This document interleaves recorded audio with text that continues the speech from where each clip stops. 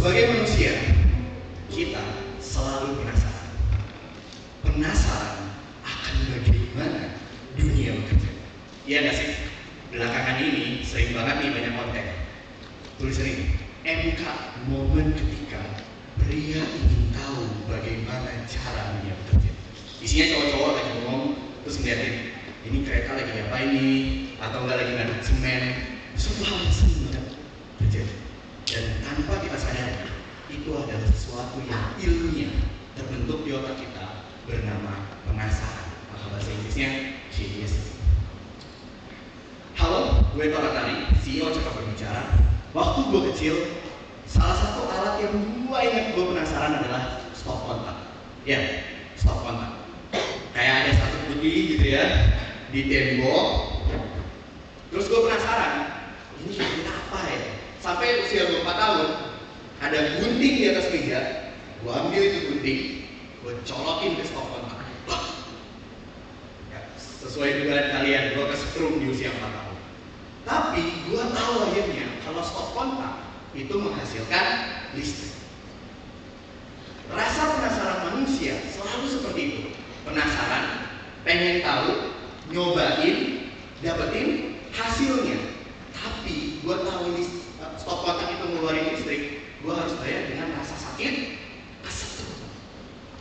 Dan rasa penasaran itulah yang membuat kita mengekspresikan suatu inovasi yang kita sebut teknologi. Rasa penasaran kita itu membawa kita ke teknologi saat ini, yaitu sosial media dan AI. Buat gue jelasin lebih detail lagi, rasa penasaran manusia membuat sosial media berawal dari rasa penasaran kita bagaimana kalau kita bisa berkomunikasi tanpa adanya batasan ruang dan waktu. Setiap orang punya hak untuk berbicara, setiap orang punya hak mengakses informasi, dan setiap orang berhak berkoneksi. Kehadiran sosial media adalah menjawab rasa penasaran. Dan kita sudah lihat hasilnya. Semua orang akhirnya bisa mengakses informasi real time di berbagai benua, komunikasi dengan rekannya saat itu juga. Yang ada di benua lain, yang harusnya kalau dulu kirim surat berjam-jam, gitu ya, harus nungguin, apalagi beda benua bisa berhari-hari, berbulan-bulan. Sekarang nggak sampai 1 detik, pesan kalian akan sampai. Tapi di Silicon Valley, tempat keluarnya sosial media, ada pertanyaan besar. Kalau semuanya bisa akses informasi, semuanya bisa memberikan informasi, bagaimana kita sebagai pengguna itu bisa dapat informasi yang relevan, yang kita butuh? Akhirnya di sosial media kita kenal dengan adanya algoritma. Algoritma hadir untuk memfilter informasi yang cocok buat kalian. Buat kalian lihat. Dari apa? Dari klik, like, comment, share yang kalian tonton lebih lama, itu akan jadi input di algoritma kita. Di algoritma sosial media itu akan jadi input untuk apa? Untuk keluarin yang namanya informasi yang relevan. Tapi ada pertanyaan besar.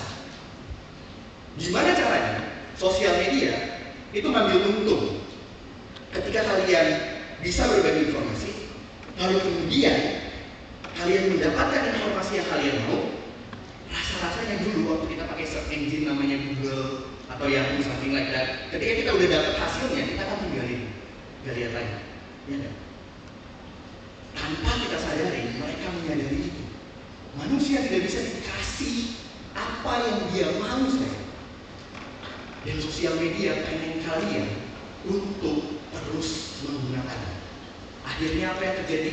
Algoritma yang awalnya memberikan informasi yang netral, relevan, sesuai yang kalian butuh, berubah menjadi bagaimana supaya kalian tetap berada di sosial media.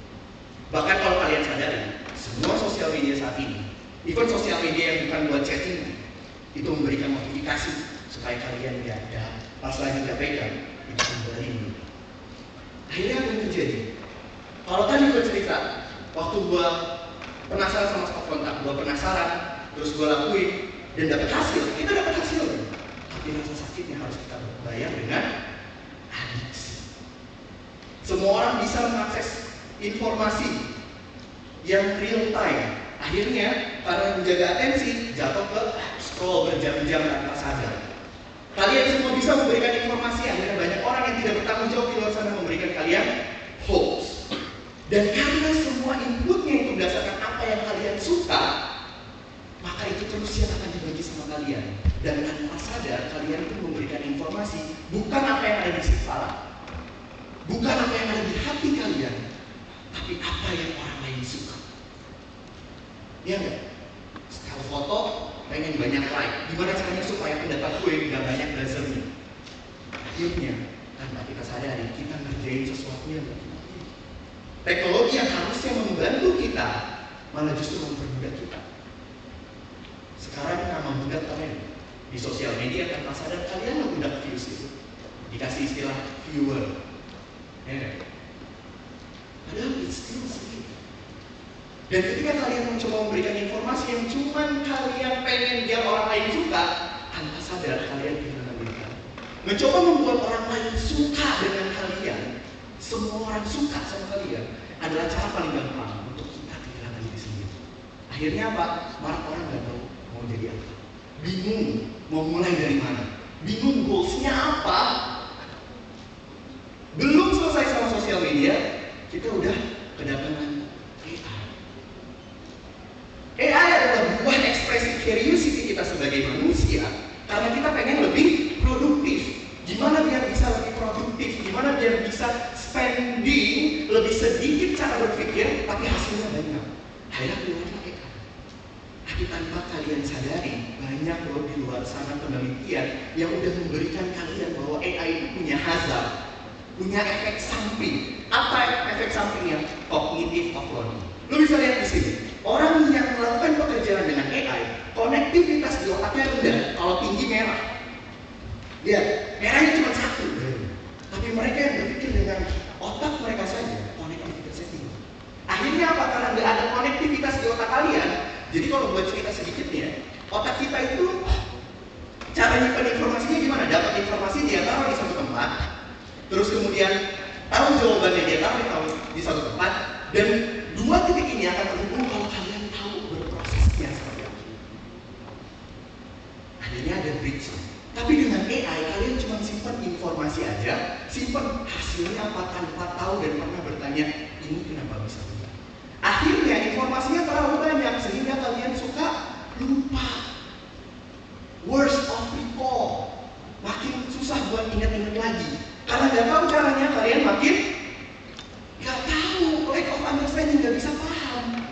Dan akhirnya kerjaan kalian karena diatur sama robot akan lebih sama aja. Nggak ada kreativitas di dalamnya. Padahal teman-teman ingat bahwa ketidaksempurnaan adalah yang membuat kita terlihat indah. Ketidaksempurnaan yang membuat kita jadi lebih cantik, lebih keren. Dan AI mengambil ini semua dengan istilah kognitif. X selalu bahwa gimana caranya kita menghadapi ini semua. Hal pertama yang harus kalian tahu dan kalian pahami adalah semua ini berdasarkan dari rasa penasaran manusia. Dan rasa penasaran itu adalah melodi terbesar di hati kita. Maka cara pertama kalian menghadapi ini agar tidak jatuh dan tidak dimanfaatkan oleh teknologi, tapi kalian memanfaatkannya dengan baik adalah mendengarkan diri kalian sendiri. Melodi. Dari mana itu semua berasal, Mas Tor? Melodi ini. Melodi selalu lahir dari instrumen. Dan instrumen yang di dalam diri kita mengeluarkan melodi adalah otak manusia.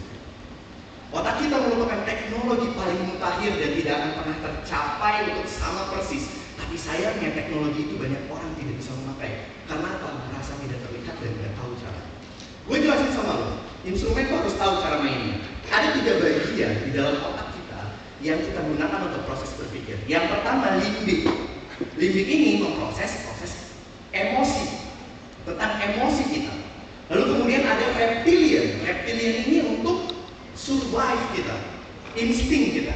Dan yang terakhir ada neocortex. Dia buat kita berpikir secara analisis. Dan kalau melihat urutannya, kenapa gue buat urutannya seperti ini? Karena ini adalah urutan proses berpikirnya. Jadi emosi itu bakal lebih dulu, makanya kenapa banyak orang gampang emosian. Ya enggak? Dan banyak orang jatuh ke mental illness karena satu, karena berusaha berpikir dengan logika, padahal dia belum bisa kontrol emosinya. Jadi kalian harus tahu bahwa ada 3 bagiannya. Tentu, gue kasih tahu cara prinsip pakainya. Setiap bagian, gue kasih 1 prinsip cara pakainya. Maka ada 3 prinsip yang harus kalian tahu dengan menggunakan otak kalian. Stay humble, stay hungry, dan stay true. Bagian limbik harus kita olah dengan stay humble. Humble yang gue maksud apa? Humble yang gue maksud adalah jangan dahulukan emosi orang lain di dalam hidup kalian. Jadi gampangnya humble itu apa, Mas Tor? Ketika kalian berhasil, maka jangan berpikir kalian sehebat itu. Karena ketika kita berhasil, orang-orang di luar sana akan bilang, keren lo, bagus lo, mantep lo, temen gue nih. Tapi orang yang sama ketika kita jatuh, akan berkata, kan udah gue kasih tahu. Jadi ketika lu losing yourself dan merasa lagi gagal, itu lu gak seburuk itu kok. Jadi stay humble maksudnya apa? Jangan pernah hidup di standar orang lain. Sosial media membuat kita hidup di standar orang lain, melakukan pekerjaan yang kita suka, tapi kita lupa apa yang kita pengen. Kita tuh mau jadi apa? Kita lupa itu. So the first thing, caranya gimana? Mulai dari if that makes you happy, maka aturannya cuma 4 kata. I do it anyways. Ketika itu buat lu bahagia, lakukan. You don't need to be perfect to start, but you need to start to be perfect. Kalian gak perlu sempurna untuk memulai sesuatu, tapi kalian perlu memulai untuk jadi sempurna. So the first thing is stay humble. Bagaimana dengan insting kita? Insting kalian harus stay hungry. Tetap lapar. Lapar apa, Mas? Bukan makanan, tapi lapar akan proses. Proses yang membangun diri kita. Proses yang membuat kita bertumbuh.